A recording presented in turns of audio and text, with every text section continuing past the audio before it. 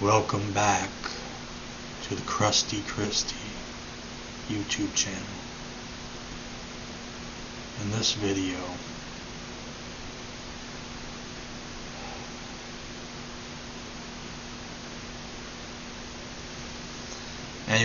welcome back to the Krusty Christie. Hope everyone's doing good. Hope everyone had a great weekend.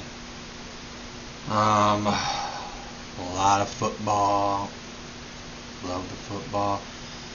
But in this video, it's far from talking about football. Horrifying hospice story. Man being tormented by demons. If you guys don't believe in God, this could be you someday. Especially if you're evil. Like if you raped someone and murdered someone. But the number one sin that God never forgives: believing in Him. Believing in Him. Let's get to it. Don't pee your pants. I haven't watched this yet either, but let's get to it.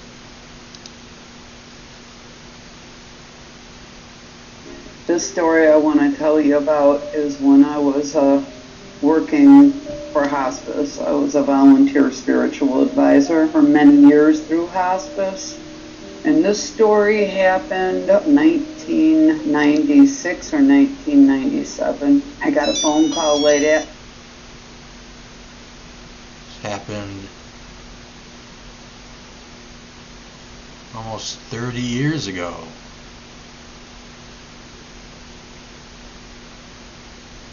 When I was 16.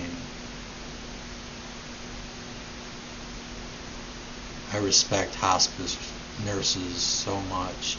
They've done so much for my family, my grandparents. I love you, hospice nurses.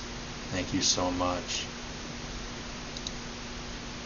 Spiritual advisor for many years through hospice. And this story happened 1996 or 1997. I got a phone call late at night from my supervisor for hospice and told me that there was a gentleman that was in the hospital that was in active death and that she needed somebody to go in and to be with him for a little while, talk to him, pray with him. But she sounded different. And she kept saying, "It's okay if you can't go. It's okay if you can't make it. I'm just calling around. I'm just trying to find somebody for him. I know it's late." And I'm like, "Yeah, I'll go." And normally I didn't go to hospitals. I went to people's homes or I went to nursing homes to see people. Very rarely did I ever go to a hospital. Watch. This is how my dad got a flat belly at 60s. This is day 17 of doing nothing but this chair workout challenge. But anyways, I went to the hospital, and it was at Beaumont Royal. Maybe it works. I went up there, and I found the nurse's station, and he was in a ward type of area. So there was 5 other beds in there besides him, 6 total. When I went to the nurse's station, she said, I think you should know he's in a very distressed state, and he's yelling out. He seems terrified. And I said, does he have any family that's coming in? Has any family been there? She got really quiet and looked at me and said, none of his family have visited him that I know of. And I said, well, how many kids does he have? And she said, well, 5 adult kids, and he's got grandchildren, but nobody will come in and see him. And I thought, that's really strange. Right there. That tells you that this man was a bad man. probably molested one or all of his daughters, was abusive, just 5 grown children. Think about, put yourself in that situation where you're in the hospital being taken care of. You have 5 kids and 10 grandkids and no one visits you. I can't even imagine doing that to like my mom or my dad. I'll be there like every day. So are my brothers. When someone is like not being visited, either they have 5 kids, that means they were a bad person, a bad human being. So I can see why it says man being tormented by demons. He's going to hell. He's in The hell. whole thing just felt very odd. It was very odd with the phone call from my supervisor, and then very odd when I was talking to the nurse at the nurse's station. When I walked in to the room, his bed was here, and there was another here, here, here, here, and here. And they were all sectioned off with, those pull curtains. Yeah, those pull curtains. In my life, I've had 12 ambulance rides, and I've had like 7 hospital stays. It's not fun. It's yeah. But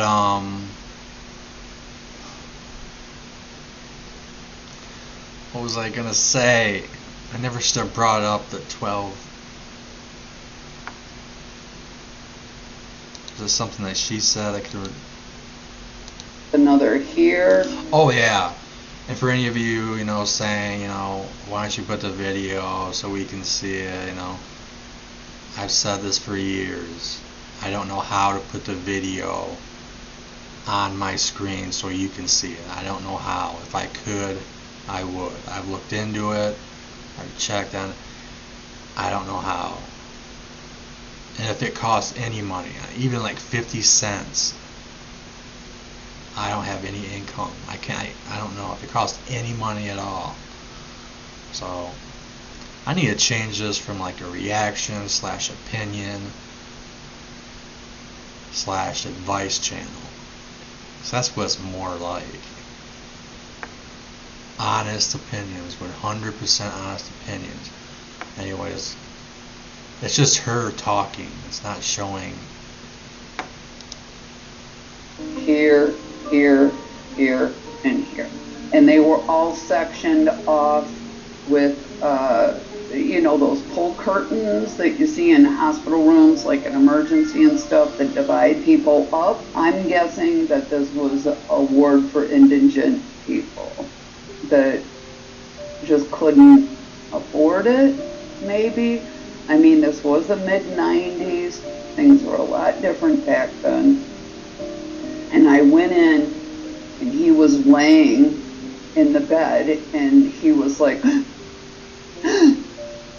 and he was looking around, and what I observed was he was in between.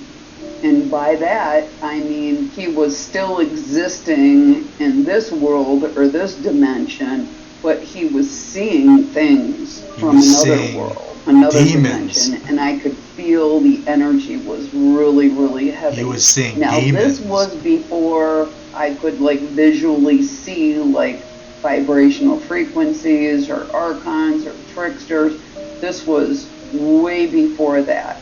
All of this just really started for me 25 years after this point. So I went by the side of his bed. I went all the way around, and it was scaring me. I felt very terrified. He was saying, "No, don't let him. Don't touch me. Stay away from me. Get away from me. No, don't touch me.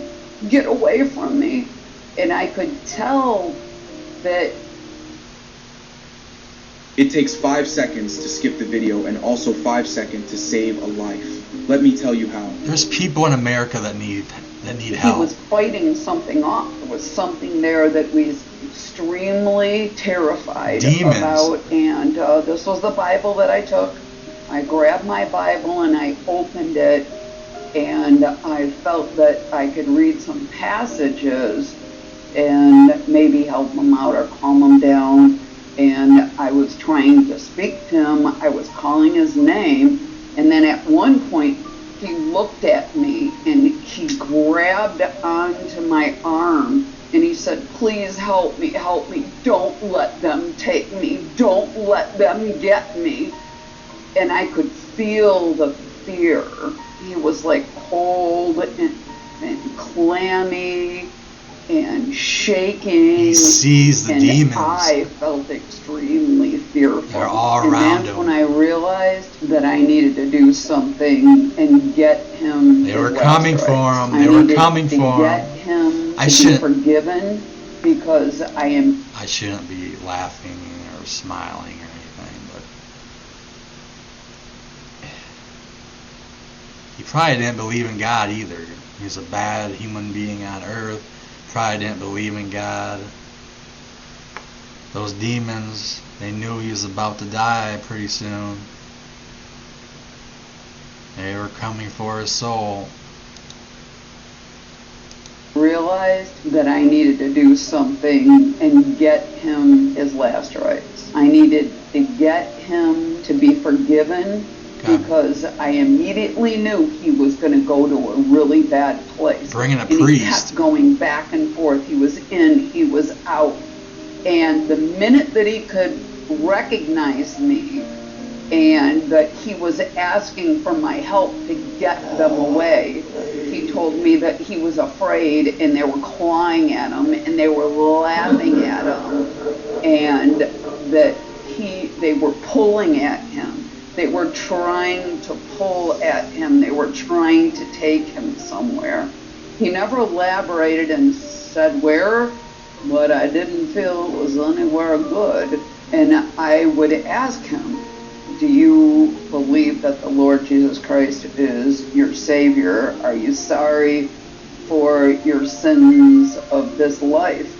And just as that was happening and I was trying to keep him in this world for him to gain some form of forgiveness and for him to explain that and say, yes, I'm sorry, yes, I accept Jesus. Right then, it would happen again, and he'd be like, they got me, let me go. They're trying Please, they're trying to let me go, I'm scared. prevent him from. And he would start crying. It was the most terrifying thing, one of the most terrifying things alone that I had to deal with. And we were about 15 minutes into this, and I was trying to get him to come back to me and to look at me and to get these demonic evil forces off of him. They didn't want him to focus on me. They didn't want him to be able to say, yes, I accept Jesus. Yes, I am sorry for my sins. Yes, I rebuke all of these evil demonic beings. Because just as he was about to do that, he would get ripped back and these demonic energies, They were preventing these entities would be pulling at him. And about 10-15 minutes in, I heard somebody in one of the other beds say, please, can you come here? Please, can you come here and talk to me? And I said, I will come see you when I'm done. Please don't interrupt me. And he just kept saying, I have something to tell you. I have something to tell you. And I said, I'll come and I'll see you when I get done. And about another 10 or 15 minutes. And he's got info. It got so overwhelming. Oh, and the one thing that I did not mention, at this time, I was actively pregnant for Angel, my last child. And I became afraid for her inside of me, and I actually started becoming afraid for myself. I could not get him to focus. I couldn't get him to repent. Just as it was about to happen, they would tear him away. But the demons, you know, they're not after the baby, they're even her. I mean, they're after this guy's soul. As soon as he dies, they're going to drag him to hell. And they're taking him to hell.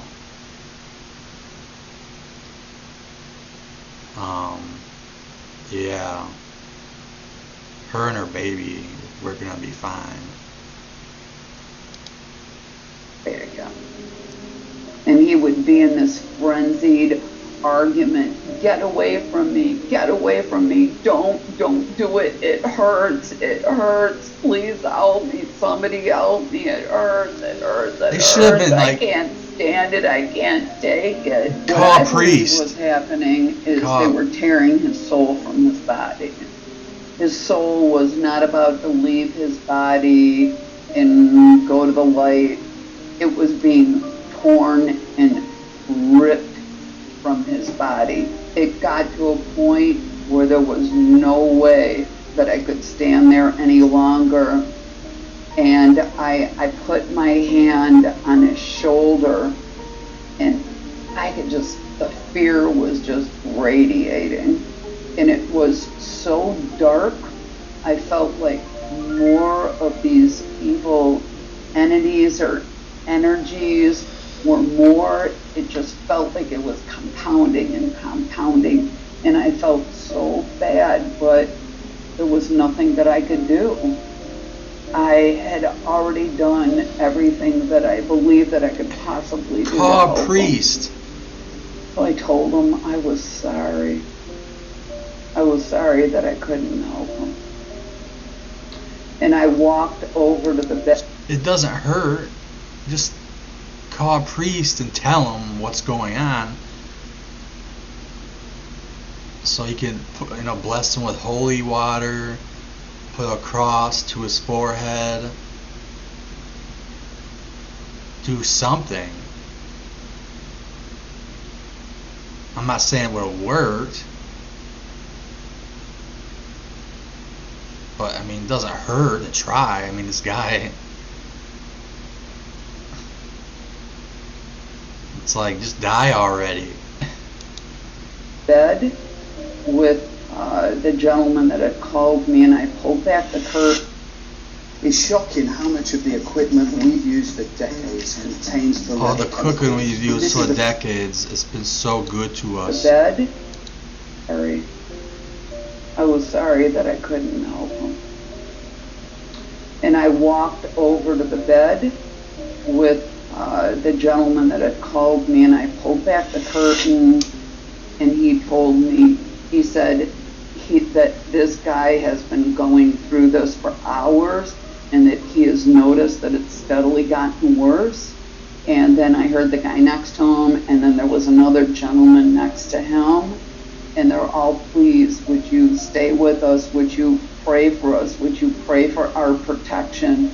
We're all scared. We can all feel that something evil is here and something evil is going on. And I said, absolutely. So we read some passages from the Bible. These guys were scared. I recited Our Father. I recited Hail Mary. I recited the 23rd Psalm. And I prayed with them, and I told them that it would all be okay, and that none of these energies, none of these demonic beings were here for them. They were here for the gentleman, at least not yet, that's passing away. And even as I spent an additional 15-20 minutes with these other three gentlemen, it was getting worse and worse and worse. It was getting so intense that we were now at a point where he was screaming and begging, please, somebody help me. Don't let them take me. And just was not enough in this world for me to be able to help him. And when I was on my way out, a priest, a the father. nurse stopped me and she said, I don't know what to do to help him. There's nothing In this world, There's nothing anyone can do except a priest.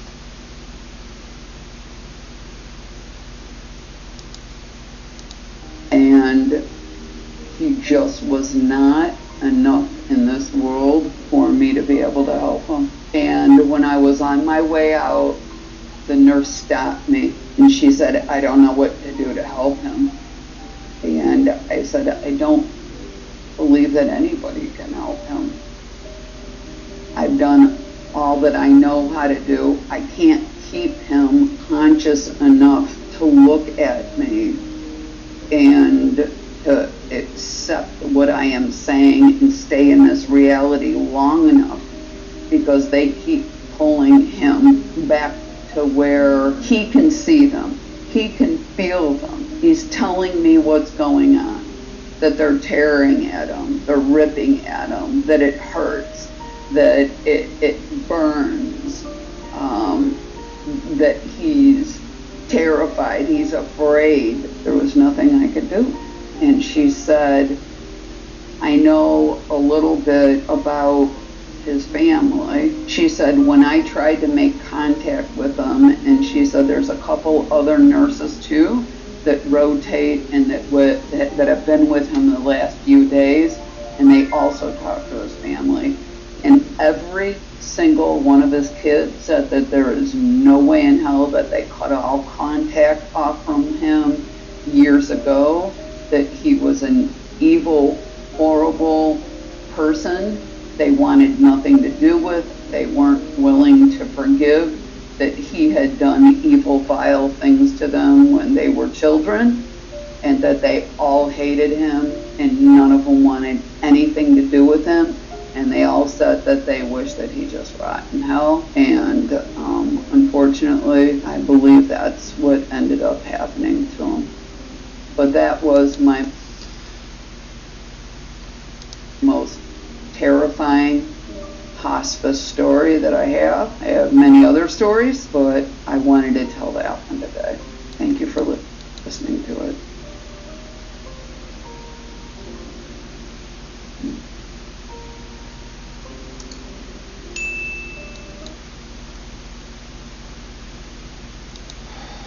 Well, I want to add in another story. This was about back when I was an alcoholic. I'm 8 years sober, so I say about 10 to 12 years ago. There was a show called Celebrity Ghost Stories. I don't know if you guys heard of it. It's not on anymore, where celebrities would come on and tell their ghost story, whether it was when they were a kid, their teenage years, 2 years prior, 5 years prior. They grew up in a haunted house, which was the case for a lot of them. But Bubba from Forrest Gump, you guys remember Forrest Gump? Bubba from Bubba Gump Shrimp. The actor who played Bubba said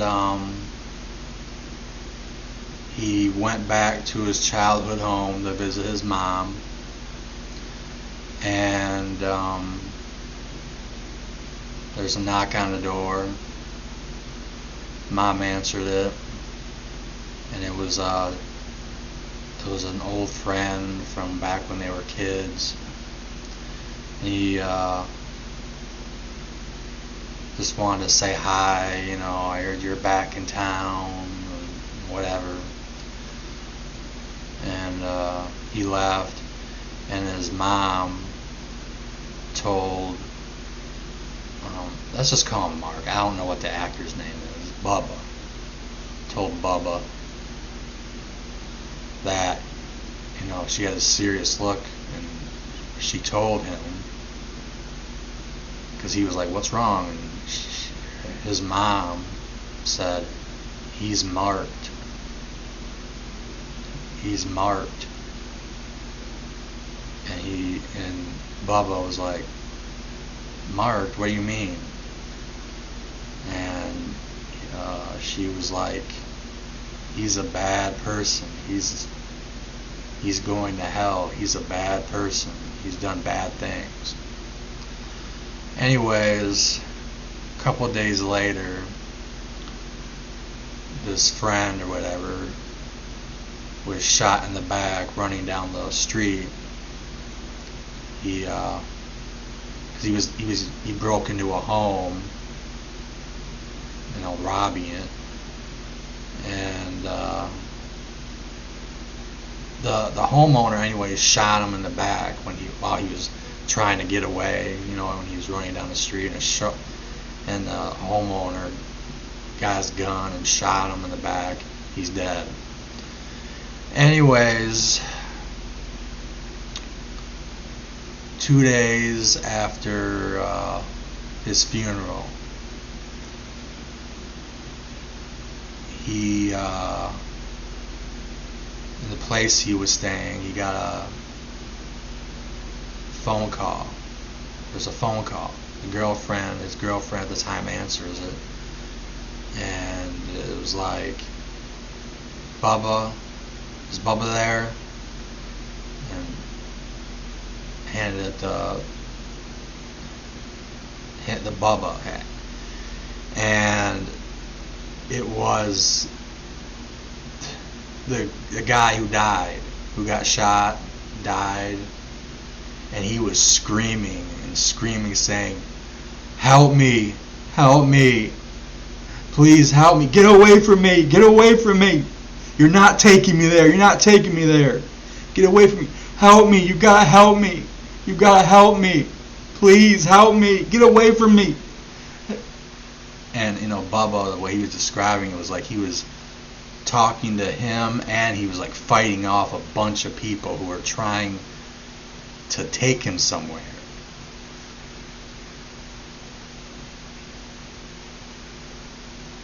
And this phone call lasted for, I don't know how, like a few minutes, and it ended with him like saying like, no, and it went dead. The phone went dead. And Bubba, he was like shocked, like, what the hell just happened? He's dead. I just talked to him on the phone. His girlfriend's, yeah, I heard him. I answered the phone. She didn't know who it was, but she was the one that picked up the phone and heard this guy saying, is Bubba there? But Bubba had this conversation with a guy that died, screaming, don't take me there, get away from me, I'm not going there. And like he was fighting them off. It sounded like he was like trying to fight him off and talk to Bubba at the same time. But they wanted to check the phone bill, the phone records, to see where does this number come from. He's supposed to be dead, and and they wrote down the time before. They wrote down the time after the phone call. They wrote down what time it was when this phone call happened, so they knew when they checked the phone records, they could check and see what number came up. And like between like 2 hours, say it was like 2:20 in the afternoon,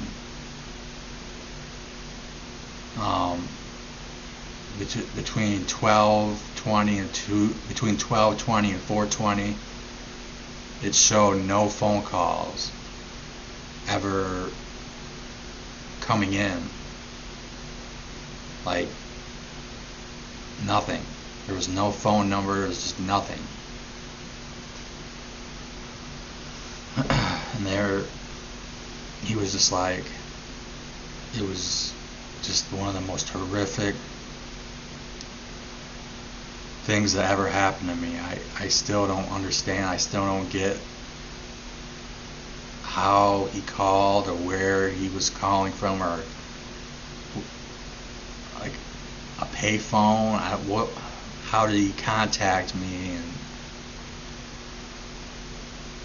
they checked the phone bill, the phone records, and it shows like 2 hours before and after the time that this dead guy called. No phone calls ever came to their house.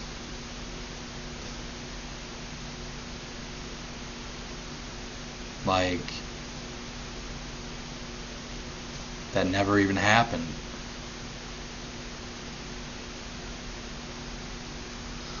But yeah, he was fighting off demons.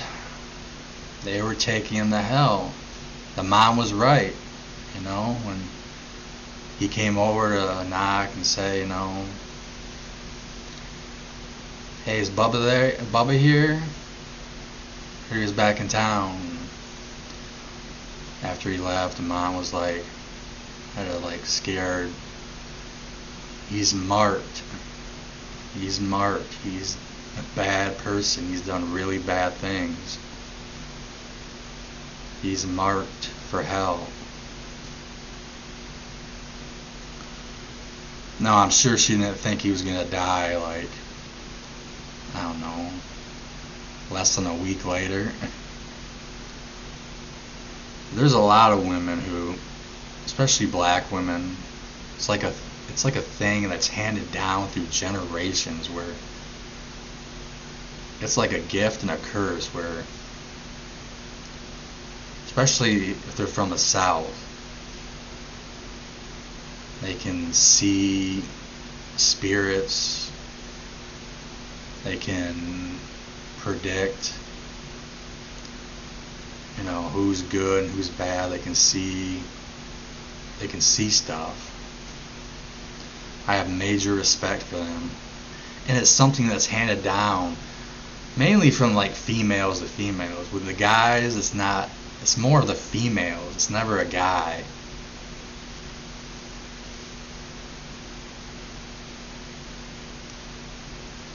There's some white women too that it's passed down through generations.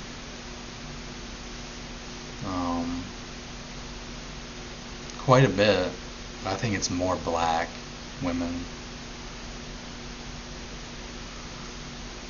My great-great-great-grandma had this gift. My great-grandma had this gift. My grandma had this gift. My mom has this gift, or had this gift. It's just, but in this case, I remember watching that, and that was the first time that I ever got like spooked out. Like, wow, what? But since then, I've heard so many stories, near-death experiences, people going to hell and being dragged there. And the number one sin that God doesn't forgive is not believing in Him. I swear on my life, and I only do this if I'm 100% positive. I swear on my life, there is a God, there is a heaven, and there is a hell. For anyone who thinks, oh, there isn't a God,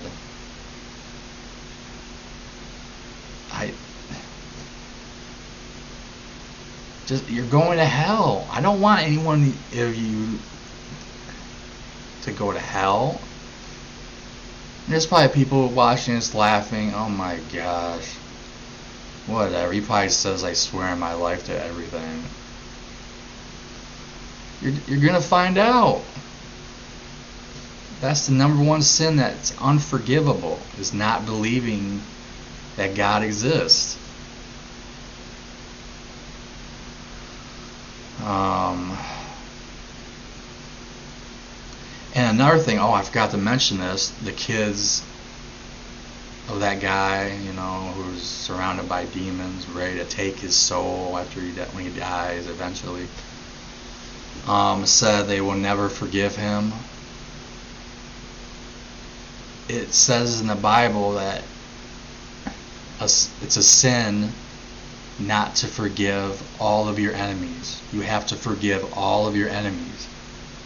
It doesn't matter if they raped you, if they murdered someone you love. There's parents that go to court, talk to their killer, who murdered their daughter, murdered their son, and they say, it says in the Bible, forgive thy enemies. So we forgive you for what you did to our daughter or our son. Could you do that? Say someone murdered your mom or dad, your wife, your husband, your boyfriend, your girlfriend who you really loved, giving your impact statements in court, talking to the killer. Could you say, I forgive you? Because you have to forgive everyone. You have to forgive everyone. Another big one, which people are just, adultery. That's like one of the top 3. Number 2 is murder, which, of course. But adultery is like, it's in the top 5. I don't know if it's number 3, but if you commit adultery, I think adultery is just if you cheat on your husband or wife, not your boyfriend or girlfriend. Even though it's still bad, especially all these women that cheat. They cheat more than men. But if you ever cheated on someone, your husband, your wife, and with different women, multiple times, you better be praying every day, because you're going to hell. It just makes me so angry. Sorry, God, how people here on earth have friends who say, oh, you just made a mistake. We're human, we make mistakes. No! Cheating isn't a mistake. What? Oh, honey, I slipped on the sidewalk, and next thing you know, I'm inside this hot woman, and I'm thrusting back and forth. I don't know what happened. I slipped on the sidewalk. Next thing you know, I'm in a hotel naked with this naked woman. I'm inside her. I don't understand what happened. I'm so sorry, honey. So if you ever commit adultery, man, you better. There's so many sins that people just take for granted. Stealing. It's just.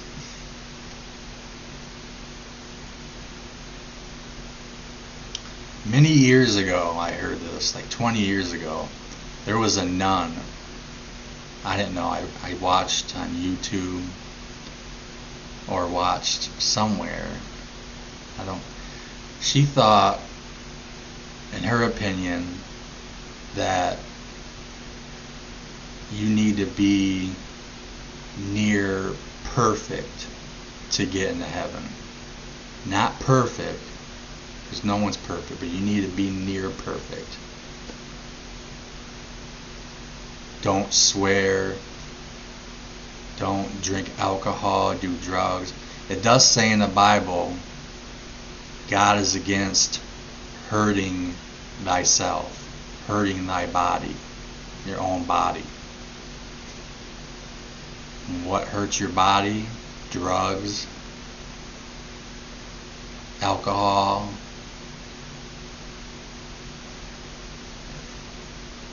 cigs, which I will be giving up starting January 1st because I have no choice. Apartment complex and a bunch of places are saying no more smoking in our apartments. So I'm quitting smoking on January 1st. But yeah, a lot of religious people believe getting tattoos is harming the body. I've got two. Hopefully that's not one.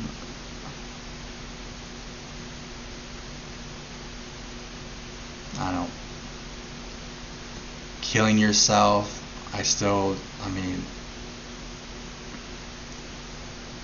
it's harming your body, but I don't want people that kill themselves do it because they're just sad and depressed and have mental illnesses. I hope they're not in hell. I mean, that's the ultimate harming your body, is killing yourself. But I just hope they're not in hell. Anyways, everything I'm saying is true. Please, please, believe me, please. I know about my soul, all the prayers, all the forgiveness I've asked of God. I'm telling all of you who's watching this, please, please, there is a God, there is a heaven, there is a hell. Believe in God. And don't sin. Don't do all these sins. I mean, if you think, if you do all these sins that it says in the Bible, or don't do, and you believe in God, but you don't apologize, you're going to hell. You have to ask for forgiveness.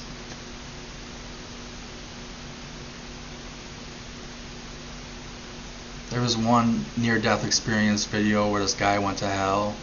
He was like in his mid-20s, and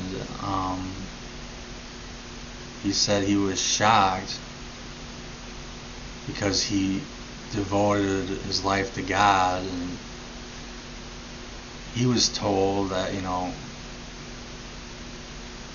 and he said he's seen other people who died from his church, like pastors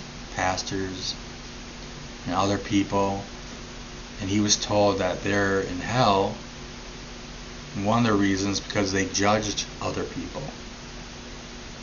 Yes, they believed in God and prayed, but they judged other people. They put down other people, like they were up here, and all the other people were like down here, and they judged them. I don't know who they judged.